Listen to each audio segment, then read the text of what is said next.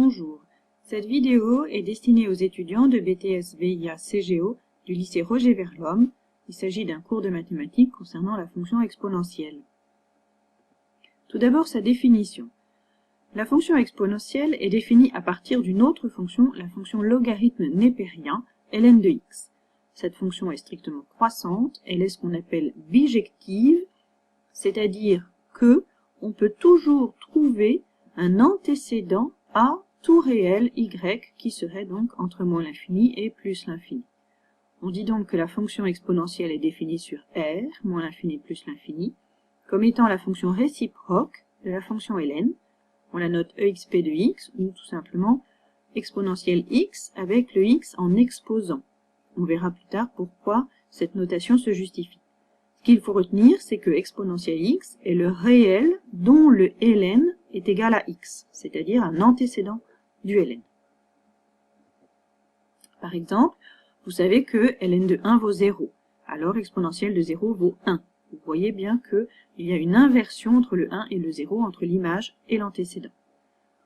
On sait aussi par exemple que ln de 2 égale 0,6931. Cette valeur est obtenue avec une calculatrice. Toutes les calculatrices possèdent une touche ln. Alors, on peut inverser et dire que exponentielle de 0,6931 est égale à 2. On sait aussi, par exemple, que ln de 1,65 égale 2, alors exponentielle de 2 égale 1,65. Les calculatrices possèdent également toutes une touche exponentielle, en général juste à côté de celle de ln d'ailleurs.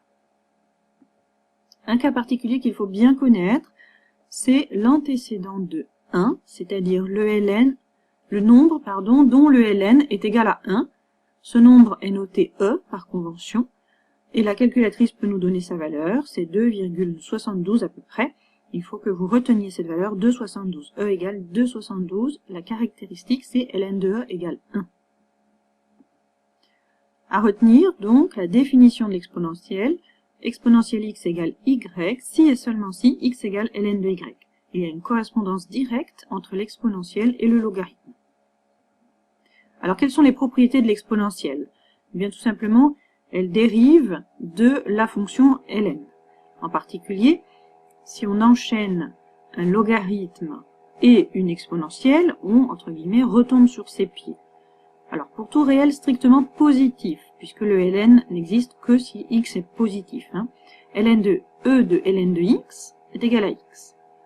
Dans l'autre sens, on n'a pas forcément besoin que x soit positif, puisque l'exponentielle x existe pour tous les réels.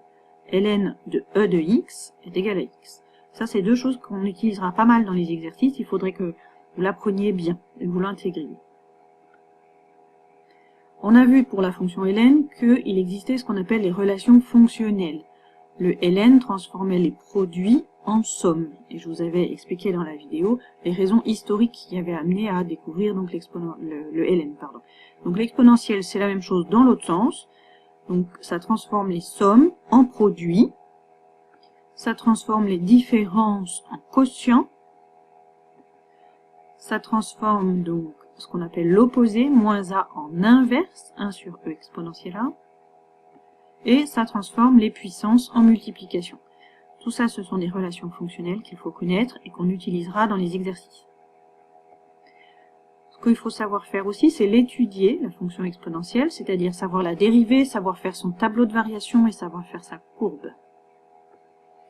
Alors, concernant la dérivée, ça va être extrêmement facile puisque l'exponentielle est la seule et unique fonction qui soit égale à sa propre dérivée. Exponentielle x' égale exponentielle x. C'est d'ailleurs une autre façon de la définir. Vous l'avez peut-être appris si vous connaissez déjà cette fonction. Elle est définie par sa dérivée également, de la même façon que le ln avait été défini par sa dérivée. Ce qu'il faut retenir, c'est qu'une fonction exponentielle est toujours positive. Du coup, sa dérivée est positive. On en déduit qu'elle est croissante. Et le tableau de variation, vous l'avez devant vous. Une flèche vers le haut indique donc la croissance. Le 0 et le plus l'infini qui figurent aux extrémités de la flèche sont les limites qu'il faut connaître. Les limites, donc, limite quand x tend vers moins l'infini de exponentielle x, c'est 0. Ça correspond à une asymptote horizontale. Et la limite en plus l'infini, c'est plus l'infini, il n'y a pas d'asymptote. Voilà la courbe.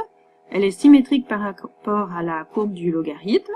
Elle a une asymptote horizontale alors que l'autre avait une asymptote verticale. Elle a une croissance rapide alors que l'autre avait une croissance lente. Et on peut voir que la fonction est toujours positive puisque la courbe est toujours supérieure à l'axe des abscisses. Alors, de la même façon que pour le ln, vous allez avoir des fonctions qui utilisent l'exponentielle. Il faut retenir que si f est de la forme exponentielle u de x, donc une fonction de x, et non pas simplement exponentielle x tout court, alors on peut les dériver, ces fonctions, elles sont toutes dérivables, et la dérivée est égale à u' de x fois exponentielle u de x, c'est-à-dire que le terme exponentielle u de x, que vous voyez ici, reste inchangé, mais on rajoute devant u' de x, avec une multiplication.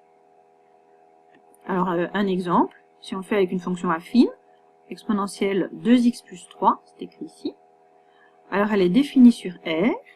Sa dérivée, c'est 2 exponentielle 2x plus 3. Vous voyez que le terme exponentielle 2x plus 3 reste inchangé et que devant, on multiplie par la dérivée de l'exposant.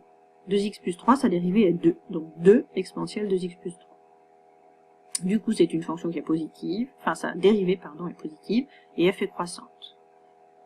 Le tableau de variation, avec les mêmes limites que l'autre, et la courbe qui ressemble beaucoup à la courbe de l'exponentielle, elle est juste un petit peu décalée. Voilà, une asymptote horizontale, une croissance lente, rapide, pardon. Alors, votre travail maintenant, comme pour la fonction ln, il faut apprendre le cours. Vous aurez un fichier PDF imprimable qui va être déposé, que je vais déposer sur Claroline, et il faut répondre au questionnaire qui est également posé sur Claroline. Voilà, merci de votre attention, travaillez bien, et on se voit donc lundi prochain.